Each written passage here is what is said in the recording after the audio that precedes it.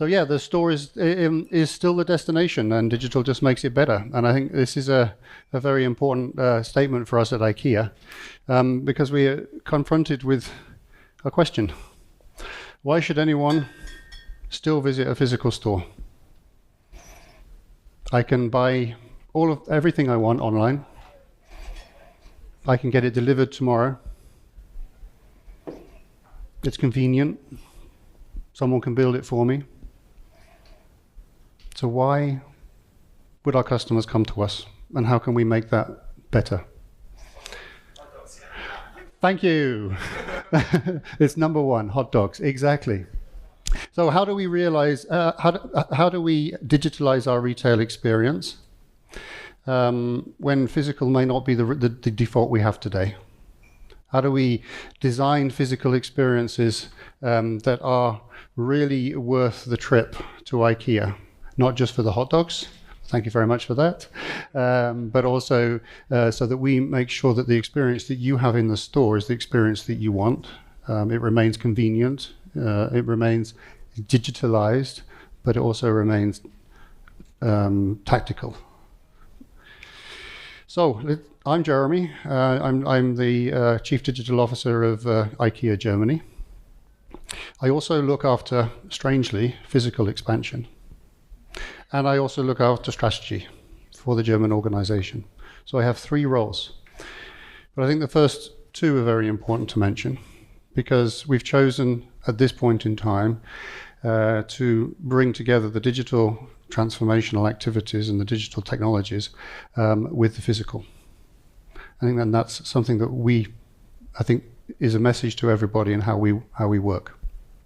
In Germany, we have 54 stores across Germany. We have 20,000 employees. All of these numbers are for the German location. Revenues of around 6 billion. 25% of that comes from online sales. So we have a very large market in terms of our online capability as well. We're running about 80 million people visited the stores, and if we do the math right, that's everyone in Germany visited an IKEA store last year once, approximately, if you want to make a comparison. And 22.5, like the number's too big. It's 250 million online visitors. That means 1 in 4 people visited us online last year. No, people visited us 4 times last year. Thank you. But we need to make sure that these two activities come hand in hand. And our journey for the consumer starts at home. So if you imagine yourself perhaps sitting on the couch, or a family with children sitting on the couch at home, thinking about how are we going to prepare for our trip. We're going to IKEA, we know we're going to have the hot dogs, we're going to have great food. But we know we want to buy and we want to start designing. And all of that happens and starts happening in the IKEA app. And that is the starting point of our omnichannel experience. It's where we start to design our thoughts, where we save our thoughts, where we can create shopping lists, whether we can check availability, where we start to think, where are we going to go to the store? Can I take the shortcut? What tools do I have to enable my journey throughout that process? So the first interaction in terms of omnichannel is about our experience online. And if any of you have the IKEA app, thank you. If any of you have the IKEA app, I think it's revisit that experience, because we've spent a lot of time working with the customer experience to enable you not only to search for product, but to start to enable an interaction with that product and plan how you're going to purchase, how you're going to have a purchase journey. When you get to the store, we look at the technology in a different way. Of course, the app is still there. But it's also a helper within the store. So it helps you navigate, helps you get to where you want to go. It surfaces different functionalities. One of those functionalities is shop and go. And this is starting of the journey, taking away one of the key pain points of the omnichannel journey, which is paying for your goods at the end of IKEA. It's a 22-minute stop, and it hurts people on a Saturday. How do we get rid of that? So introducing capability to the app is a very, very important part of that process. And Shop and Go enables us to do that. We also bring into our conversation interactive kiosks, and it's not just the info point that you see today, but it enables you to have a conversation with your mobile device with the kiosk. You can plan on the kiosk, save your plans on your phone, and vice versa. So we start to bring the two conversations together.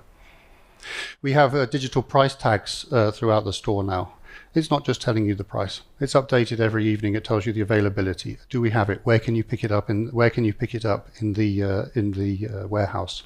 So all of these things start to come together to help you as a customer navigate your way through your journey after you've planned it.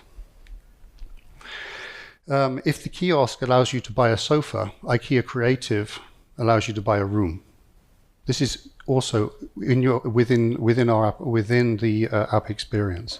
It is a generative technology which allows you to scan rooms, remove furniture, and plan your own experience at home on the sofa. Bring that to the store, put it in your basket, and then purchase it. If you want the true omni-channel experience, we look at IKEA planners. And has anyone bought an IKEA kitchen? Very good. If you haven't bought one, you really do need to buy one, because you need to experience the IKEA planning processes, and that's something that needs to be considered. You can plan your entire kitchen at home and choose to go and buy it. That's done. That's easy. But kitchens are very complicated things to design, aren't they, for those who have done it? So you may choose to bring your design that you planned at home to the store and have help instantly from one of our co-workers. Or you may choose to do that online with our customer call centers and have a remote experience on your couch. Or you might plan to come to the store and have a one-to-one engagement with a store co-worker. These are all very important parts of an omni-channel journey, and parts of the journey that we've spent a lot of time trying to perfect in the technologies that bring all of that together to make it work. When everyone goes home, after the hot dogs are cold, Autonomous drones fly around our stores, and we make sure that we have accurate inventory through all of our 54 stores through autonomous drones. This has saved a lot of inventory mistakes. There's still work to do as we start to explore other technologies, particularly in RFID labeling, which will be the next stage. And from an omnichannel capability, we've also developed capabilities in technology in second-hand marketplaces, because the cheapest piece of furniture that you have that you're going to buy is the one you already have. So how do we enable that piece of furniture to have a second chance somewhere else with someone else? So, and through that channel, as an omnichannel conversation, we know what you've bought, we know what you've sold, and we know what we can offer you. So this second-hand market is a huge omnichannel potential for us. I'm rapidly going through because I'm running out of time. Then we come back to Shop and Go, and I mentioned it before. 22 minutes was a traditional Saturday morning at the desk. That's a long time after you've just walked through our stores. Shop and Go has cut that to a 2 minute stop. 30 seconds if you go to IKEA at the weekdays. This is a huge increase in customer satisfaction in terms of ensuring that happens. Shop and Go will also be having additional features in terms of in-app payments. So there won't be any stop. It'll be shop and leave. So we're looking at how do we take out the pain points across the customer experience. So why should anyone visit one of our stores? Well, they should visit because, first of all, they should experience the technologies that we've built to now enable that experience. But more importantly, we build that technology and all of those wonderful thoughts that we've had around the table today and bring that into our system so people can come to our stores and touch things. And that's why we need to make our experience as seamless as possible, so that they can come and enjoy what we do best, which is sell good quality furniture at a low price. We're always at it. This gentleman here would have been 100 years old on Monday. This is Ingvar. This is the founder of IKEA, and he said some wonderful things. This is the one I brought with me today. The most dangerous poison is the feeling of achievement, and the anecdote is to think, what can we do tomorrow? And this is why I love this experience of sitting at these tables, because there's so much thoughts coming in, and how can we improve this experience, the one we've created, and make it better for tomorrow? So thank you very much.